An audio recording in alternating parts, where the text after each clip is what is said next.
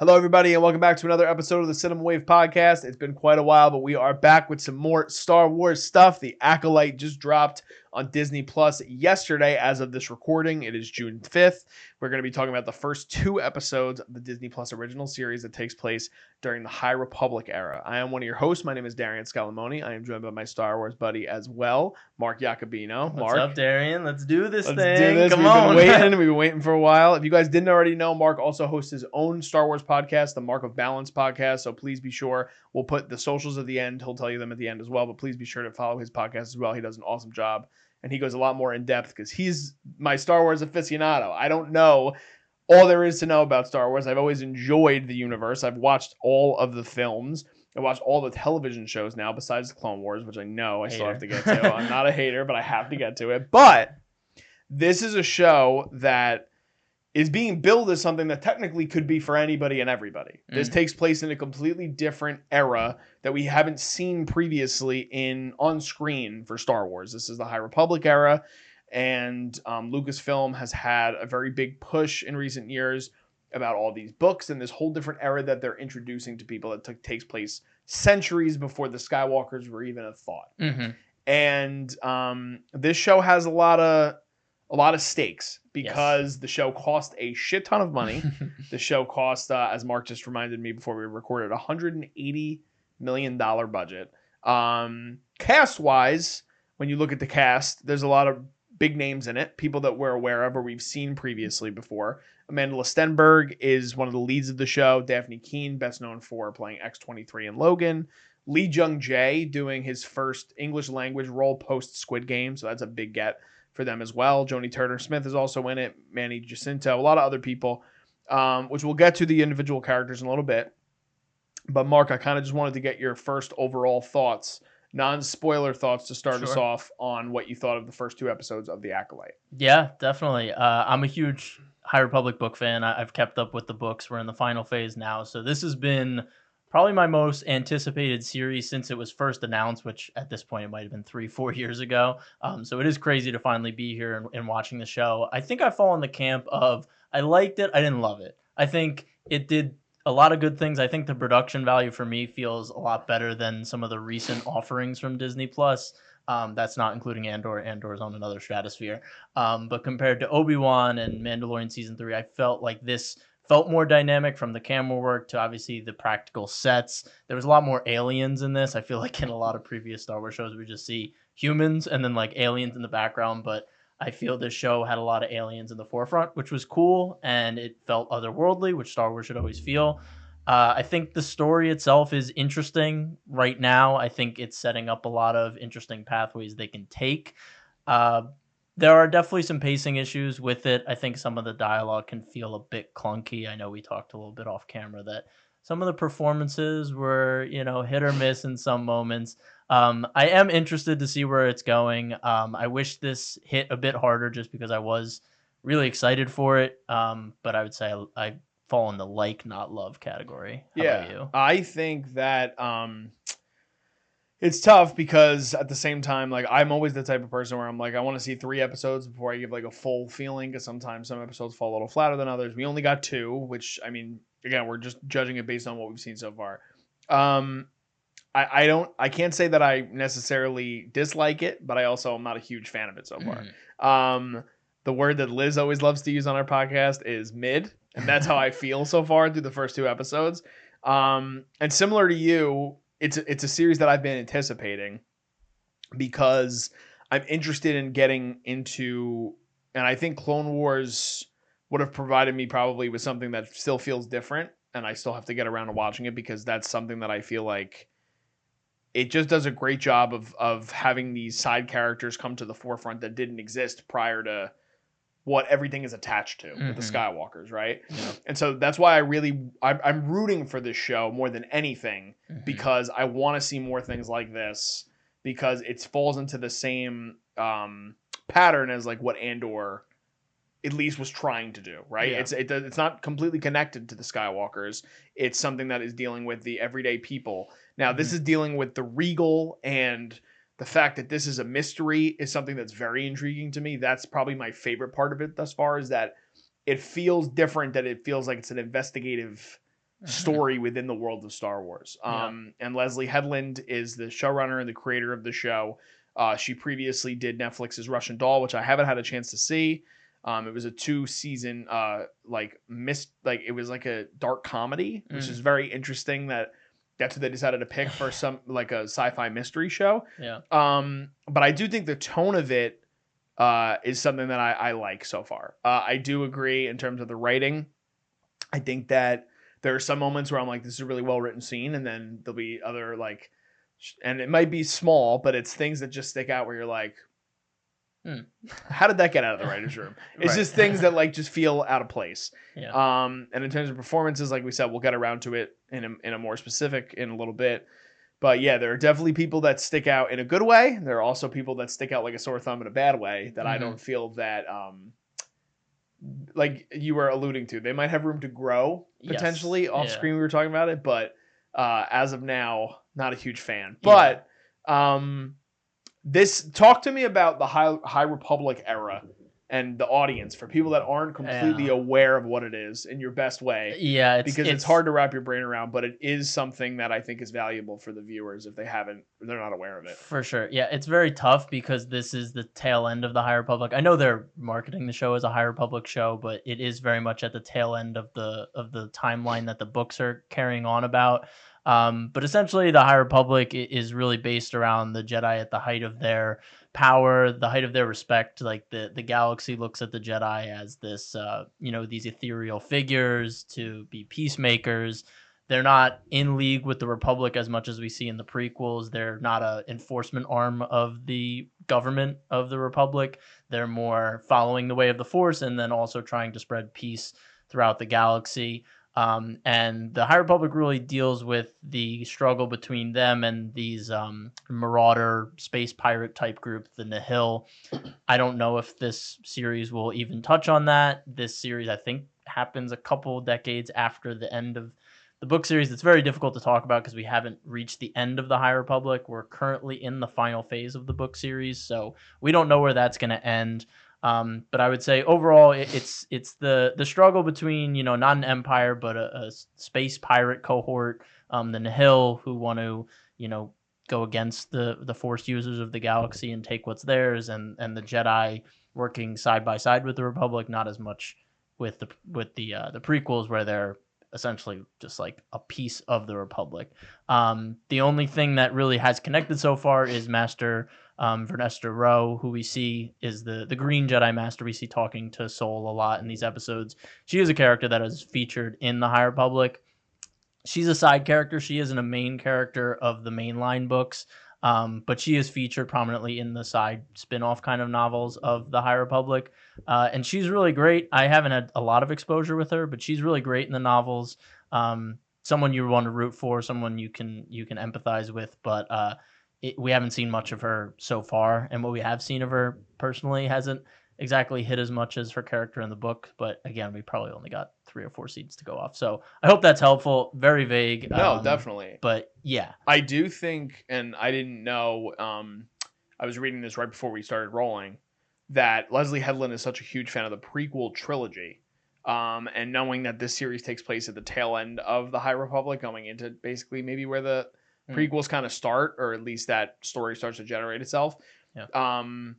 I think you can get a sense of that DNA within the show so far, within the first 2 episodes.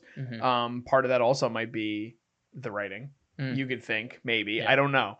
But yeah, it's definitely hard because based on what I had read up on the High Republic, it doesn't seem necessarily to completely correlate with what people would be pitched on this era is supposed to be. Right. Especially if it's the tail end, it might not have as much of an effect. What I could think from a business perspective is that maybe Disney decided to do something like this to ease fans into something that has nothing to do with the Skywalker trilogy and anything like that. But yeah, the show basically, without giving away too many spoilers, the show, like we said, is a mystery. And there is a former Padawan that is going around and has they're acting as an assassin towards Jedi Masters of their past. And that's really all you get from the trailers. They don't want to give too much away, which I do think is good. I know some people were harshly reacting to the trailers, but I'm like, it's also a story that is dealt with within the shadows. So you really can't give away too much. But I do, like I said, I like the tone of it. I think it's interesting that we're seeing that side of it. In terms of anything else I feel like there's some things that are spoilery. Do you want to do favorite characters just initially? Yes, and we won't dive in, and then we can go into spoilers. Yeah. So in terms who of are you feeling? In terms of performances, so I will say Amandla Stenberg is definitely a standout to me. I think that they do a really great job in the duality of what the characters are. And I think that I've always liked them as an actor. I think they were Rue in Hunger Games, no? Correct. Yeah. Yeah, and at a young age, I knew that Amandla had talent. You were able to kind of see that from their performance in the first Hunger Games. So I think they do a good job with the heavy lifting of what the show is and her character, or their character in particular. Dafne Keen, I loved in Logan. I would like to see more from Jecki. I'm interested to see kind of what happens with her character. Lee Jung-jae to me is the standout as Master Soul, but at the same time, I'm not that surprised because so much of Squid Game is based on his performance. Yeah. So I think he does a great job here, despite there being some linguistic problems. Like, he struggles. This is his first English language role, and I think there are moments where he's just doing his best, and that it is what it is. But I think as a character, the character moments and the acting, he does a great job. Yeah. Yord is a character that I think completely feels out of place. Yeah. And I don't mean character is out of place. I mean that Charlie Barnett does not feel like he should be in a Star Wars show. I've never seen anything else he's ever done before. No. I'm sure he's a fine actor. He was a main role in Russian Doll, so obviously he has a relationship with Leslie Headland, and I'm sure he has great performances and other things. To me, he sticks out like a sore thumb in Star Wars. I do think part of it also is the character design. I think it doesn't do him any favors. I think the haircut is just weird to me. And I understand we're in this intergalactic universe and everyone's going to look different. There are aliens, but something feels like way too obvious steampunk. Like, it feels very, when people make their own stories. Why can't I think of it? It feels very fan fiction-y to me. Yeah. So I don't know. Yord is not someone that I've completely enjoyed the performance necessarily of Charlie Barnett's.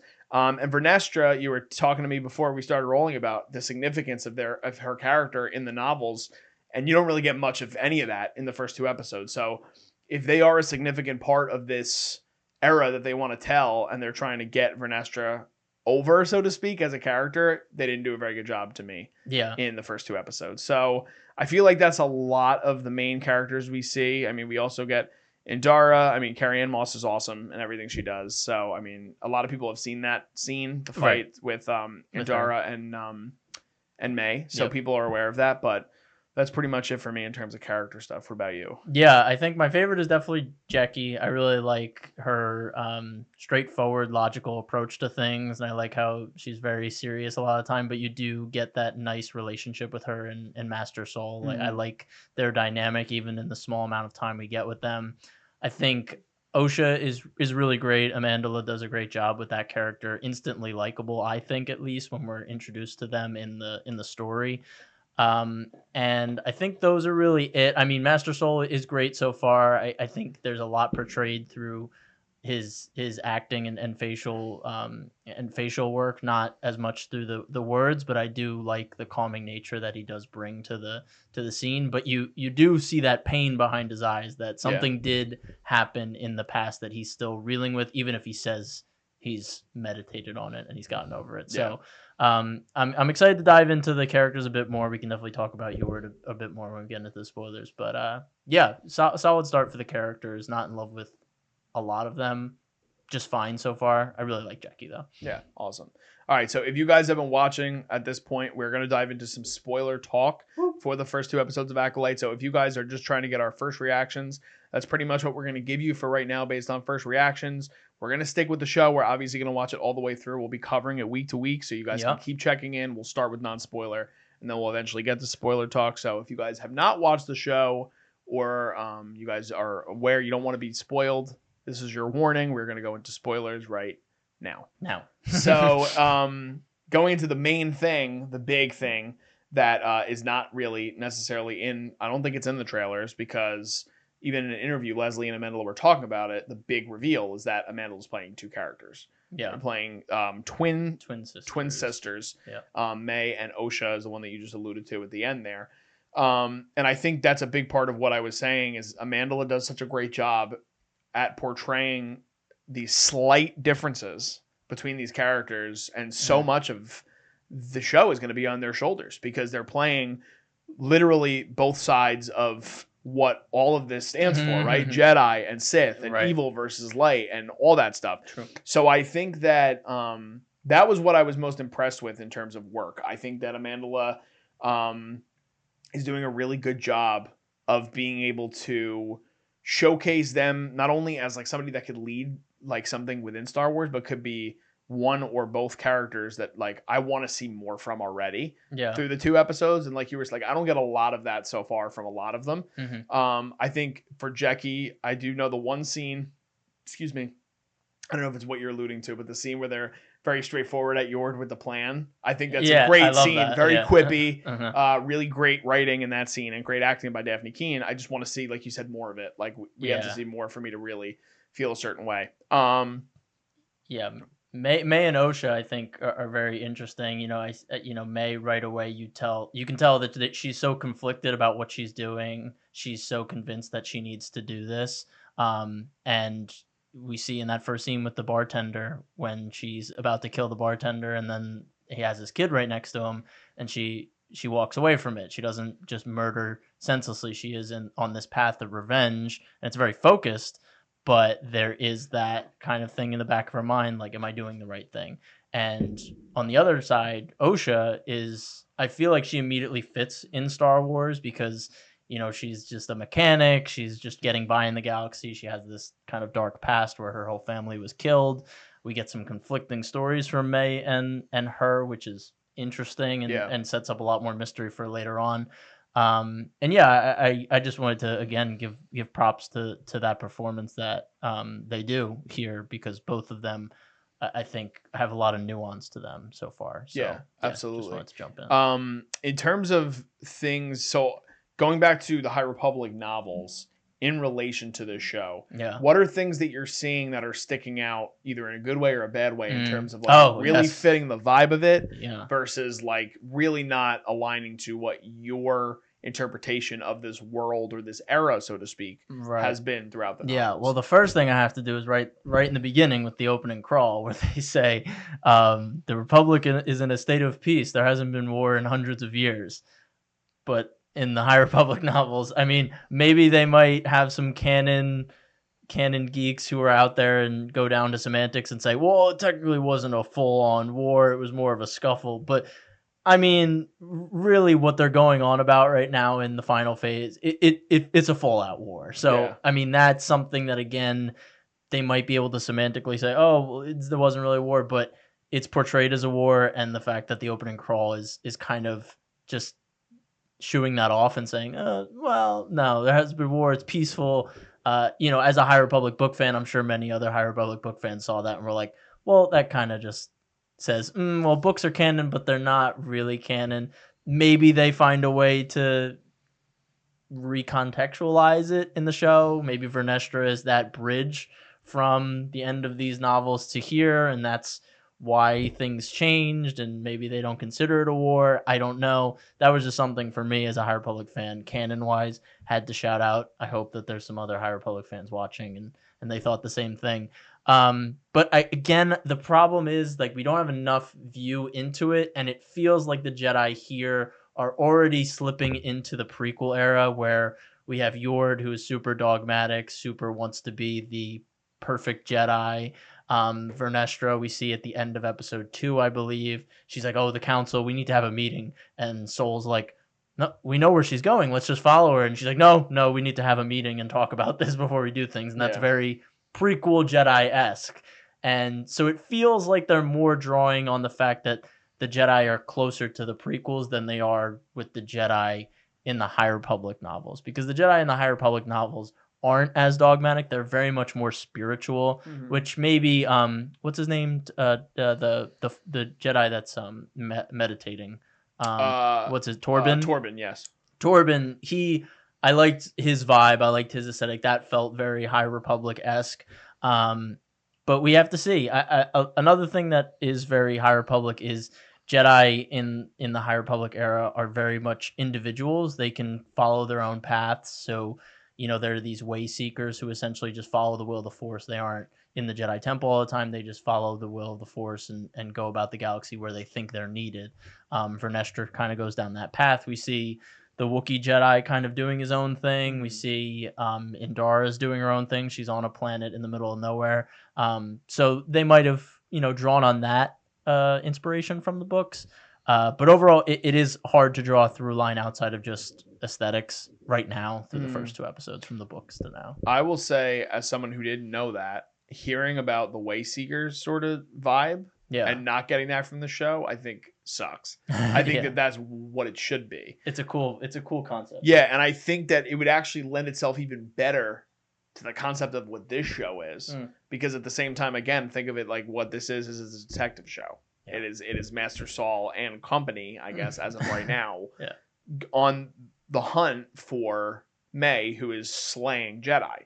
And if you have them so spread out, and it feels spread out in that way, and like you were saying, like Indara, like yes, Indara is not alongside other Jedi, but it still feels very familiar to me. Like, and even Torben, like there's other Jedi that are watching him because he's a Master Jedi, and they're like, he hasn't spoken in 10 years. Like, he's been sitting there for 10 fucking years. Like, why? Yeah. You know what I mean? So, after hearing, I like the Kelmaka, I think is the name of the Wookiee Jedi. That sounds right. Yeah. Well, I like that we got that tease at the end of episode 2. I'm excited to see what we get out of that character. I have a feeling they're probably going to be a big part of episode 3. Yeah. But the other thing too is, so this is billed as, and it was created as a limited series, correct? Yes. So it contains story. Right. That's what Leslie Headland has said. She said it could continue, but she said she wanted to have an emotionally closed off story. Okay. At the end of the first season, yeah, there could be characters that we could see go on. Yes, I totally understand that part of it. But for me, based on what you're saying, so much of what is evoked within that era in the books, and for Lucasfilm to just essentially spit on them in the opening crawl, that's hard, because it's like you're telling your fans, we wanted to, and there was a big push. Like, I remember when the High Republic novels first came out, there was a big marketing push. This is going to be a whole new era of Star Wars. It's going to be things you've never seen before. And even in some of the the images that I've seen, it seems like that. And this show, now that I have read a little bit about like Leslie's influences and things too, like, it does feel prequel-esque to me. Yeah. And there are moments of the prequels that I really enjoy. There are moments of the prequels I really don't like. So the fact that I feel this way about the show through 2 episodes actually makes me feel like this is like the messy part of Star Wars I don't want to necessarily be back in. You know what I mean? Like, Revenge of the Sith, I love that movie. Yeah, I was vocal on your podcast about how much I love that movie. A lot of people do love that movie, regardless of how you feel about the prequels in general. For sure. But the vibe so far of this is giving some of those things where it's hard, because even through 2 episodes, there's not even a lot of character development, and that's like, maybe part of it was they could have made them longer. Like, that was another interesting thing to me. I don't know if you wanted to dive into the runtime, because people were expecting, especially we've talked about this in a limited series. You should make the series as long or as short as you need to make it, but tell your story the right way. So you don't need to have 8 episodes of 30-minute episodes to tell your story, when you could do 4 one-hour episodes as a limited series. Yeah. And I don't know if that's what they could have done with this, but the first episode, I think, comes in at like 32 minutes. And I think maybe it's 35. And then the second episode comes in a little over 40, maybe, or maybe a little under 40. Well, maybe that again, that might lend itself to the pacing. Personally, when I was watching these, it didn't feel like they got cut short, which is good. But I think the way the story structure is, like, it feels breakneck. Like, we're on this planet, then we're on the next planet, then we're like, she's going to this planet. We figured all this out. Within the first 2 episodes, the Jedi Council's already like, oh, that's her sister. Yeah, no, she didn't do it. So then OSHA's cleared, and then we know that we're going after May. We know it's a twin. Saul goes from, no, I watched her die, and then I think in the next scene is like, I believe you that she's alive, and then it just all feels very quick. And it's supposed to be 8 episodes. It's supposed to be 8 episodes. My working theory is that since we've already killed 2 of the 4 Jedi Masters on the hit list within the first 2 episodes, and the Wookiee is obviously next week, I'm thinking the first 4 episodes are going to be not vastly different, but I feel like the first 4 episodes are going to be contained to this revenge plot, and then the last 4 might be more of the exploration of what is the Acolyte, May and Osha going back and forth. Does Master Saul survive this encounter in the first 4? Does it shift perspective to just Osha and May and how they deal with, their past? I don't know. I know we've seen some flashbacks in the trailers, so I think we're going to interweave some more time with Indara and Torben, who bit the dust pretty quickly. So I think the first 4 episodes are going to be contained, and I think the last 4 will kind of be jumping off from there, because it seems like that hit list is already dwindling down pretty quickly. Like, I doubt the Master Soul assassination will happen in episode 7. Like, it just feels like everything's going too fast right now. Do you think that could be a big conundrum in terms of the audience? Because people already... Let's talk about Rotten Tomatoes for a second. I know you don't like to, but let's talk about it for a second. I hate Rotten Tomatoes. It's very... all right, let's... We won't even go into the Rotten Tomatoes. Yeah. The show is very divisive. For sure. 100%, even a day after the episodes have come out, in terms of critics. Yeah. Like, there are other sites, and like, again, Variety and Hollywood Reporter, they seem to be praising it. A lot of people feel like it's a breath of fresh air, which is great if you feel that way. Yes. And again, there are moments that feel that way. But there are other moments that it's like, I don't know about a breath of fresh air. It just might feel that we haven't gotten something in this vein in almost 20 years with Revenge of the Sith. So that's the thing. So for the audience members, like, how do you think that would go? If we're going to go down this path of like, all right, so we're going to tell one self-contained story, but then there's also going to be one self-contained story within the first 4 episodes. And then we're going to expand upon whatever is left over and at the end of those 4 into the last 4. I think, like, what I mostly meant about that type of thing is, like, let's take Andor, because it's our favorite show to talk about when we're on here. The first 3 episodes of Andor are very much a prologue. Yes. Before Cassian joins and even goes on the journey. It's a very self-contained prologue of a journey for him. And I feel that May and Osha, that type of thing might be the same for them in the first 3 or 4 episodes. Because I feel like the revenge plot just seems like the jumping off point. And then what does revenge do to someone? That's where we go with May, and how does Osha react to that? How does she try and stop her? I think the hard part is how do they do that from a film perspective? How do you tell a story with 2 characters played by the same actor when they might have to be on the same screen? I know that's been done before, but on a TV show budget and something like Star Wars where there's lightsaber fights, like, are we really going to have Amandla fighting themselves on screen? That seems pretty difficult to do. So I don't know. I have a lot of theories, which is a good thing. I'm interested enough to kind of theorize how this season might play out. Does one sister not make it out of the first 4 episodes and then it's left to the other one? I don't know. Obviously, I'm spewing and just talking out loud. You're theorizing. Yeah, but that's at least where I'm taking it. I don't know if you have the same feeling, if you feel like this story is going to stretch all the way to the end of the series with all these, hits that she's doing on these Jedi Masters. Well, I definitely feel like pacing has been an issue through 2 episodes because of what you were saying. That it's just very fast. There's a lot happening. It's weird because there's a lot happening in terms of story in a short amount of time. But in terms of character development and in terms of like really understanding the values of all these characters, maybe with the exception of Soul, you're not getting much. So that's where it's hard. But again, like you said, 2 of the Jedi are already gone. That she's that her character's going after. So it's interesting. It's definitely interesting. I don't want to say like it's weird. I wish I had that same vibe. And I don't know how they recapture it, but I wish I just had that vibe of like what I felt when I watched Mandalorian for the first time. Like, I don't know what it's going to take for them to get the mystique of Star Wars back. Sure. And And I thought that this would be a good opportunity for them to do something like that. I will say, again, like you were talking about the production budget or just the production design and all that in general, I agree. I think it looks much better than a lot of the other things that we've seen recently, namely Mandalorian Season 3. I think Obi-Wan has a lot of problems. I don't necessarily fully believe the issue is the production design. Ooh, I'd have to rewatch. I'd have to rewatch. I think a big part of the problem with Obi-Wan is the writing, and I think that definitely. I think that the Leia stuff should have never happened. But from what I can remember, it wasn't that standout to me, but maybe it is. I don't know. Yeah.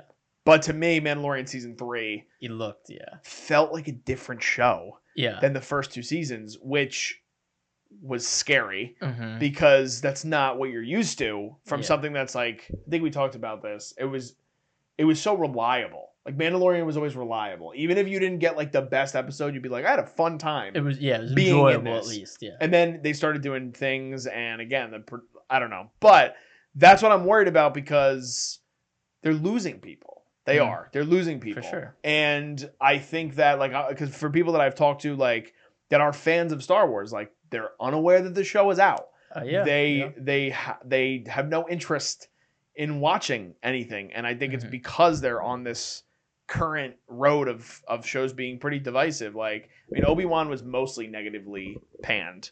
Ahsoka was another one where like we'd come on here and there'd be moments we really, really loved, and then it ended and we're like, that didn't feel right. Yeah. You know? Yep. So I don't know if like, I don't know what it is, but it's not like as captivating to me. Yeah. As Star Wars should feel. I agree. I do hope they're able to capture that within episodes 3 and 4. And I don't disagree with the fact that, like you brought up with Andor, like it's a show that we both love. And I do think that that format can work. It clearly has worked in Star Wars. It'll depend on, excuse me, it'll depend on the way that Leslie crafted the story. Right. I think that's so much of what I'm intrigued by, because all that I've heard with all the show has been in development for years. Yep. For a long time. And they talk about how much she loves Star Wars, and she was able to craft this very interesting story within Star Wars that they were looking for. And so far I don't have that. It's very hard and harsh to judge a show on 2 episodes that's going to give you a complete story. You're not able to do that. But right now I'm just very hopeful. I don't know. I'm not out on the show. I'm not completely disliking everything that I'm seeing. It just feels off. It feels very stale at moments. And then like it's like you were talking about breakneck in terms of pacing. I think it's breakneck in terms of almost all of it. Like they're, again, even in character moments, like there's a character moment that I'll love, and then 20 seconds later there'll be another character moment. I'm like, that feels off. That doesn't feel like they're not portraying their character well enough on screen. Yeah. And that scares me, frankly, because in Star Wars, even with the prequels, like they know what they are. Yeah. You know what I mean? Like they got to a point where they're like, we know what this is. And George knew what it was, obviously. For sure. And that's not what I'm getting from this. Like I'm not even getting an understanding of what it is, which is so unique to me in Star Wars. And I don't know if that's because it's the High Republic, but no, I don't think so. Yeah, it's fair. I agree. I mean, some moments like when Vernestra says, like when Master Soul leaves, she's like, "May the Force be with you." Like it just didn't hit like it should. When it did like the close up on her, I don't know if that's performance. I don't know if it's the way it's shot. It just didn't hit. And I agree that happens in a couple scenes throughout this. But yeah, I'll hold out hope that, you know, it is a mystery. It is that type of story that is a slow burn. And, you know, maybe some of these moments that we're speeding through now are just trying to get us to the big moment that you really wanted to tell. Again, I don't want to make excuses because I think everything should be good. It shouldn't just be like, oh, well, this is good, so the beginning is excusable. I don't agree with that. Same thing with Ahsoka. I liked Ahsoka, and then 6 and 7, the wheels kind of fell off with pacing and logic from the characters. How did you feel about the fight choreography? Because that definitely stood out to me. I was actually way just better. Bring that up. Perfect. See, I was just going to bring that up. We're on the same exact page because I'm like, I'm shitting on the show. I need to give something good. No, but so the scene with May and Saul, I thought felt like it was cool. Crouching Tiger, Hidden Dragon. Like it very much felt that way. I thought that scene was great. I thought the fight choreography, and I think you had already seen that full scene, right? Yeah, they the special preview during Phantom Menace 25th anniversary was with the Indara first fight and with May. Endar, except Yeah, the yeah. death part. Yeah, exactly. So that scene also played well. I think that when it does action, it's doing it very well. It's those character moments that for me, it's like Sure. And that's the most important part. I mean, Star Wars shouldn't rely on the fighting. It I never agree. should. It I never agree. should. But I was gonna say too, it also in all stories, all action, anything, so much of it is dependent on the story that goes along with the action. Mm-hmm. It just is. Like sure. you like it emphasizes the action. Like, I mean, I feel like somehow I always interweave a Marvel reference in every single Star Wars thing we do. But like again, the reason the MCU worked for so long is because they were able to have really great character moments within these tentpole action movies. The reason Star Wars was so great is because, and this is something I was going to bring up to you before, about how Vanessa was bringing up the thing like we all have to get together and all this too. Like, Leslie, I feel like is so invested in the politics of it, which the prequels kind of rely on a little bit.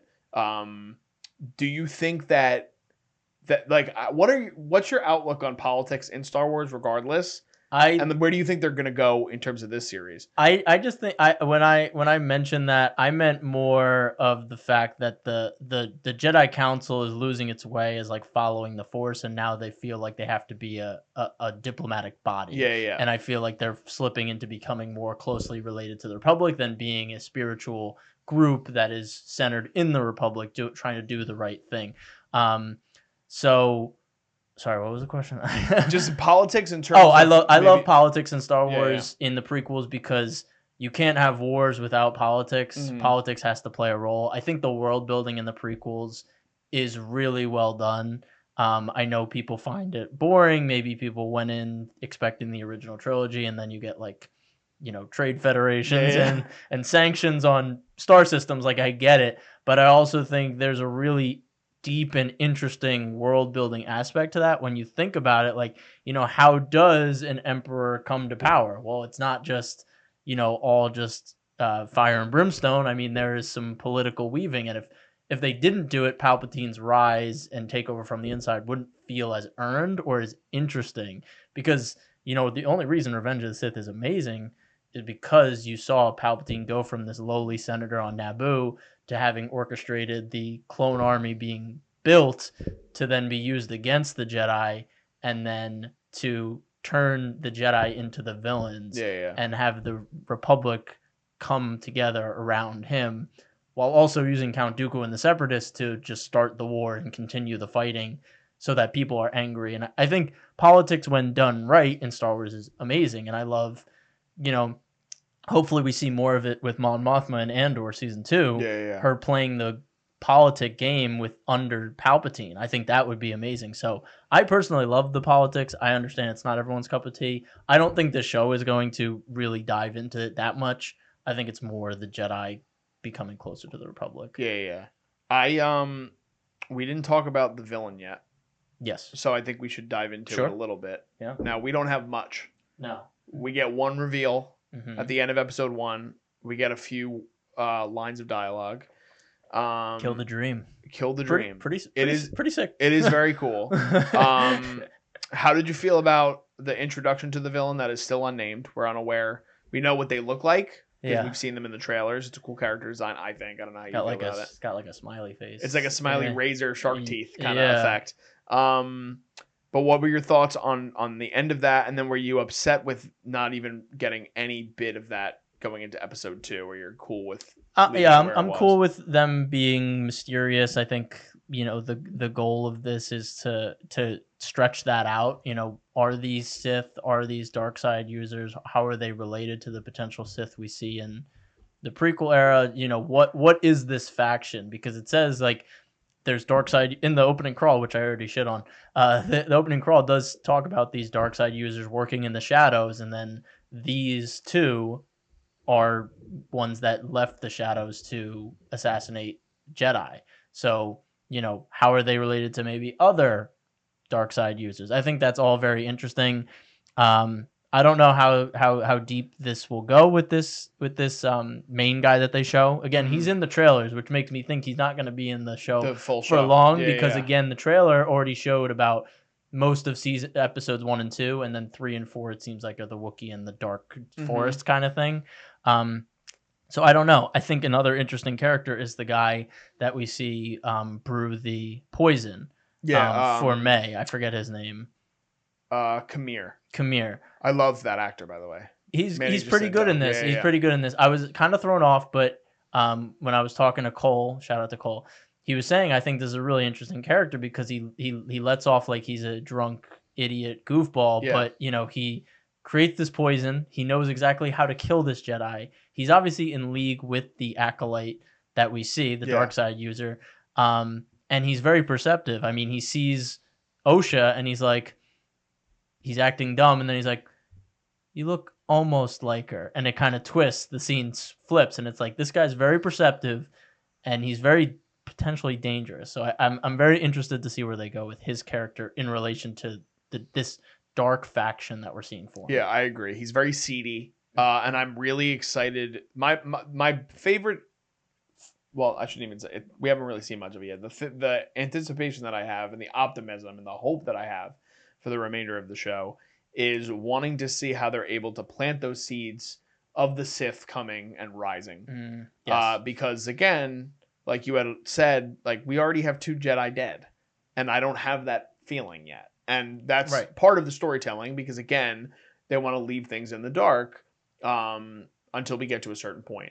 So I'm not saying I'm not completely out on the idea, and I think it would be an interesting storytelling technique to do something similar to what they did with Andor, doing this kind of contained story in 4 and then kind of flipping it on its head a little bit, going through episodes 5 through 8.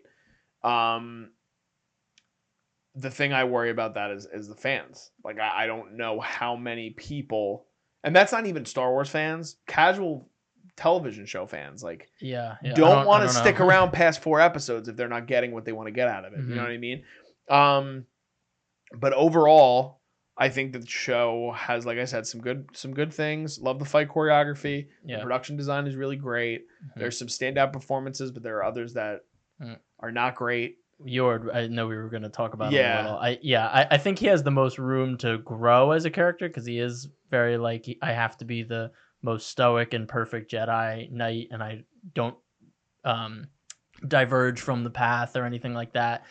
And, you know, again, he's supposed to be unlikable. You know, he's by the books, and, you know, we get a little bit when he follows Osha, and he's like, oh no, she didn't do it, I watched her.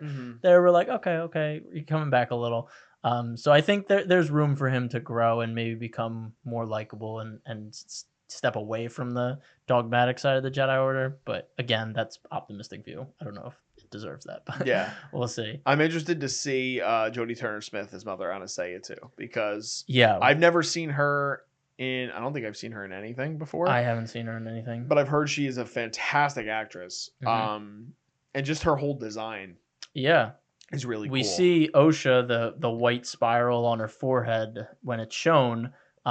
That white spiral is close to this, what is her name? Mother Anastasia. Mother Anastasia, you know, it's very close to the aesthetic of her, so she's probably connected in that way. For High Republic fans, there's a mother figure in the books.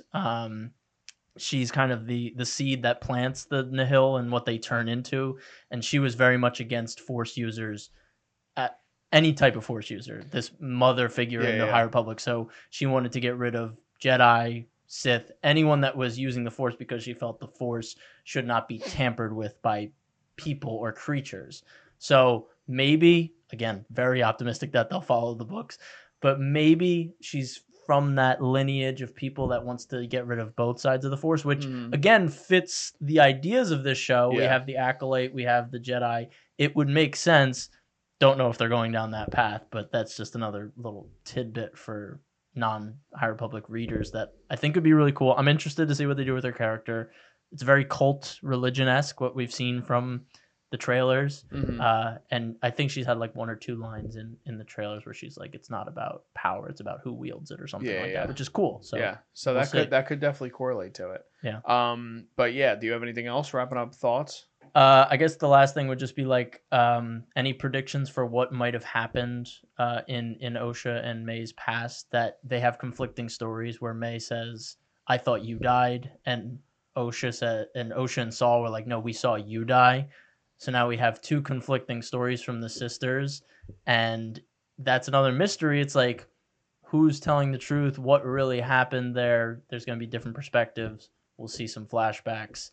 How does it all relate? We see that these Jedi Masters are secluding themselves. The Wookiee has crash landed on a planet. He's staying there. Indar is in a slum in the middle of nowhere. This other master is meditating for 10 years trying to find inner peace, and May offers him poison to literally kill himself because he hasn't gotten over it, and he takes it right away. Yeah. It's a pretty traumatic thing For that sure. must have happened. What do you think might have So occurred? I don't know. I really don't have much of a theory on that because I just feel like there's still things we need to see play out. Yeah.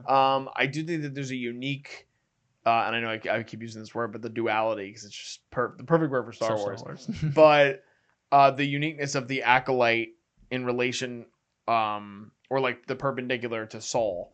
And I think that there has to be something within those 2 characters that is going to be effective in some way. I think that in terms of May and Osha lying to one another, or not maybe necessarily believing or having a different understanding of what might have happened in said traumatic event, I think that there could have been a whole perspective in which, again, Saul took in Osha with Vernestra, right? They both said they took her in, or was it just Saul? Yeah, yeah. I think I it was thought probably he just, said that in dialogue. Yeah. But Saul taking Osha, and I think that the Acolyte might have had something to do with taking May.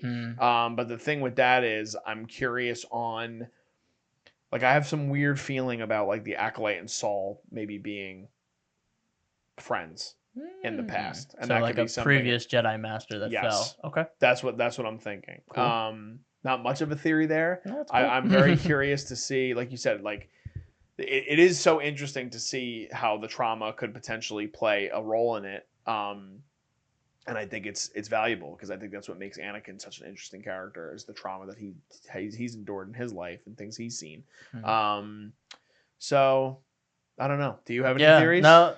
I mean, obviously they're trying to portray May as a sympathetic type of villain, so I'm sure the fire that she started that we've been hearing about was for potentially the right reason. At least she thought it was for the right reason, whether that was to stop the Jedi from doing something further. You know, it seems she's obviously blaming the Jedi for the death of her family, while Osha is blaming the death of her family on May. So that different perspective of May maybe burning the village for a totally justified or potentially justified reason and being ostracized for it.